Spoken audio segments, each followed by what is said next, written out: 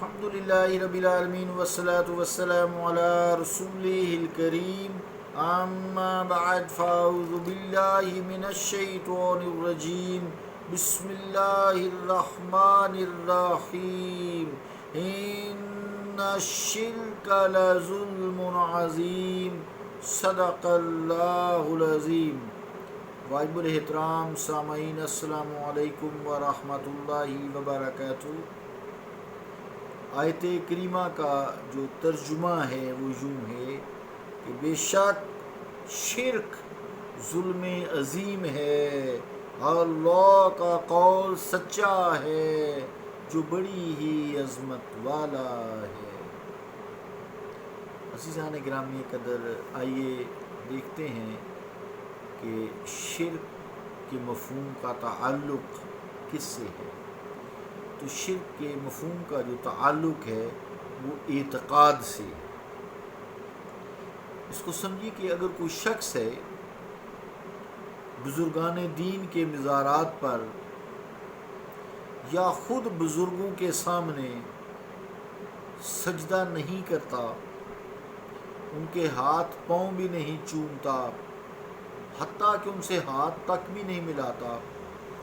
انہیں دیکھتا بھی نہیں ہے، ان کے ہاں حاضری بھی نہیں دیتا، یہ سب کچھ نہیں کرتا، اس کے باوجود اتنی دور سے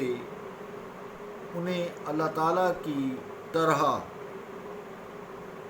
ذات و صفات کا مالک سمجھتا ہے یا کسی ایک ذات صفت کا مالک سمجھتا ہے، بالکل ہو اللہ کی طرح، یا پھر مستقل متصرف بذات سمجھتا ہے، یعنی اللہ نہ بھی چاہے تو وہ امور کائنات جیسے بارشیں ہیں، موسم کی تبدیلی ہے، رزق کا دینا ہے، صحت کا دینا ہے، کہ اللہ نہ بھی چاہے تو وہ دے سکتا ہے، اسے کہتے ہیں مستقل متصرف بالذات۔ تو اللہ تعالیٰ کی ذات میں انہیں مستقل شریک سمجھتا ہے، تو کیا وہ شریعت محمدی صلی اللہ علیہ وآلہ وسلم میں مشرک اور کافر نہیں ہوگا؟ یقیناً ہوگا۔ حالانکہ وہ تو مزارات پر گیا بھی نہیں، ہاتھ بھی نہیں ملایا، ہاتھ چومنا تو پاؤں چومنا تو دور کی بات ہے، ان کو دیکھا بھی نہیں ہے، لیکن وہ کسی بھی شخص کو اگر اللہ کی ذات و صفات میں شریک جانتا ہے، انہیں مستقل متصرف بالذات سمجھتا ہے، تو وہ مشرک ہے، کافر ہے۔ اگر شرک کا تعلق اعتقاد سے نہ ہوتا تو ایسے انسان کو پھر مشرک کہنے کی کیا تک بنتی تھی، اور شرعی طور پر وہ کیوں مشرک ہو سکتا ہے، جبکہ ساری باتیں جن کا لوگ ڈھنڈورا پیٹتے ہیں کہ یہ ہاتھ چومنا شرک ہے، مزارات پر جانا شرک ہے، تو وہ تو اس نے کیے ہی نہیں ہے، اس نے تو دیکھا تک نہیں ہے۔ اس کا مطلب یہ ہوا کہ سارا تعلق جو ہے شرک کا وہ اعتقاد سے ہے، عقیدے سے ہے۔ نہ اس نے کسی مزار پر حاضری دی، نہ کسی مرشد کی صحبت اختیار کی، نہ کبھی ان کے پاس گیا، نہ کبھی ان کی لمبی چوڑی تعریف کی، نہ ان کو وسیلہ سمجھنے کا اظہار کیا، نہ کبھی ان کی ظاہری تعظیم کی، مگر وہ شرعاً مشرک ہو گیا۔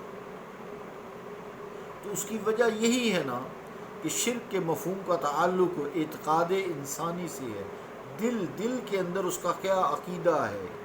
اعتقاد اس کا کیا ہے کسی بھی شخصیت کے بارے میں۔ نہ اس کے اعمال ظاہرہ جو ہیں وہ ظاہر ہوئے کہ کسی انسان اپنے بزرگوں کے متعلق جو ہے وہ یہ ایسے عمل کرے، سجدہ کرے، ہاتھ چومے، پاؤں پڑے، پاؤں چومے،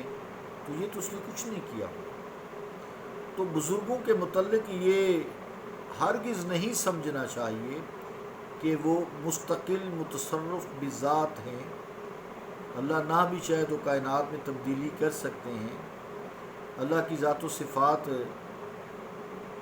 ہو بہو اس میں ہیں، ورنہ یہ تو عام صفات ہے نا، اللہ بھی دیکھتا ہے وہ بھی دیکھتے ہیں، اللہ بھی سنتا ہے وہ بھی سنتے ہیں، اللہ گفتگو فرماتا ہے وہ بھی گفتگو کرتے ہیں، اللہ قائم ہے وہ بھی قائم ہے جب تک اللہ چاہے، اللہ زندہ ہے وہ بھی زندہ ہے۔ یہ شرک نہیں ہے۔ صفات میں شریک جاننا، ذات میں شریک چاہتا، عبادت کے لائق کسی کو سمجھنا یا مستقل متصرف بذات سمجھنا، یہ کائنات کے امور کا یہ مالک ہے، اور اللہ کے نہ چاہنے کے باوجود بھی یہ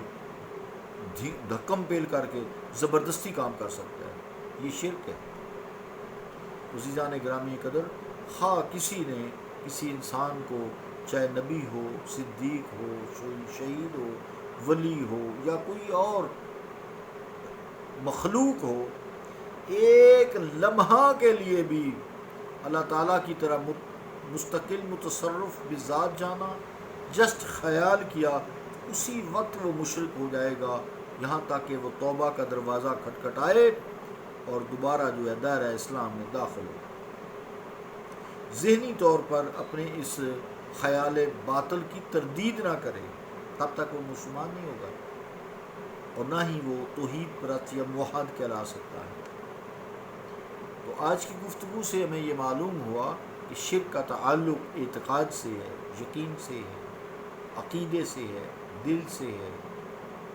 یعنی اسی کو کہتے ہیں ایمان کا تعلق دل سے ہے۔ اللہ کی ذات و صفات میں کوئی شریک نہیں، اللہ وحدہ لا شریک ہے، اس کے علاوہ کوئی عبادت کے لائق نہیں،